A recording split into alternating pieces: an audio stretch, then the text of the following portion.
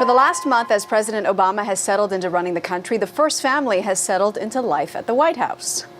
While President Obama has been trying to repair our failing economy, First Lady Michelle Obama has become his #1 advocate, visiting 5 federal agencies this month, plugging her husband's economic stimulus plan. You will also help carry out the business of getting our economy moving again as well. In 1 month, the Obamas have engaged in their community, reading to school kids and visiting community organizations. D.C. is our community now. It's our home. They've become part of the local scene, eating out and attending a performance at the Kennedy Center.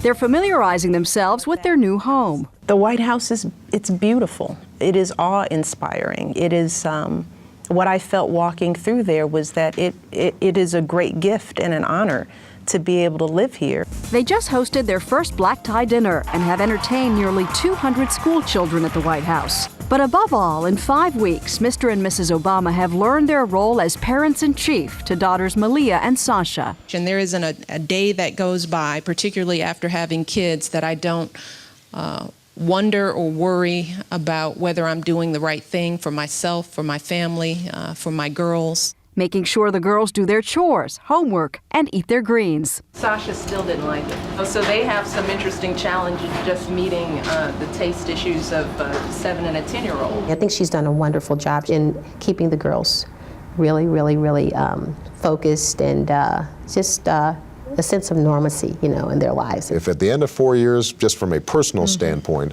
we can say they are who they are. They remain the great joys that they are. And this hasn't, created a whole bunch of problems for them, then I think we're going to feel pretty good. We are joined now by Capricia Marshall, who served as Hillary Clinton's social secretary. Capricia, good morning. Good morning. How do you think they're doing in their first month? They seem to be handling things well, all the balls in the air. They are handling things spectacularly.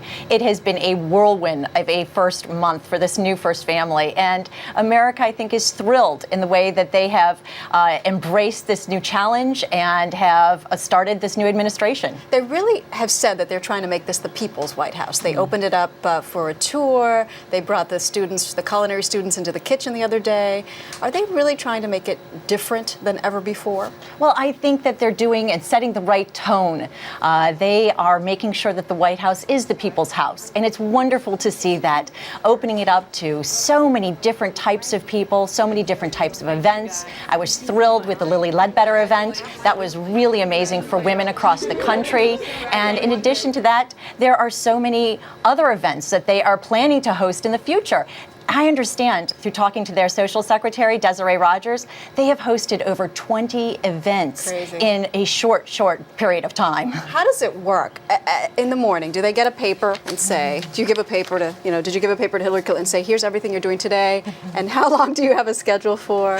That's about it. Yeah. You sit down at a scheduling meeting with both the president's office and with the first lady, and you decide, what are we going to tackle in the next couple of weeks? And they really didn't have a lot of planning time. We have to remember that. I mean, they really sort of jumped in to the moment, jumped into the day, and just started going. And that was pretty extraordinary. But they've got lots planned coming up in the next few weeks. But last Sunday's Governor's Ball was pretty extraordinary, and they only had 3 weeks to put that together. It's amazing. So, for example, with the First Lady, are there a whole team of people that plan out every aspect of every event? Does she have hair people, makeup people, wardrobe people, people who think of what she should say? Is it a whole staff that does this? Well, there's lots of help in the White House, but to that extent, not really. But it all comes from her. I mean, she will determine what is going to be the tone. What am I going to tackle? What issues am I going to try to embrace? What events are we going to put before the American people? What do we want to do? And from there, then, the staff takes on and they, set forth with their duties, speech writing and event planning and all that goes into it. Wow, what a job. Capricia Marshall, thank you so much. Oh, thank you.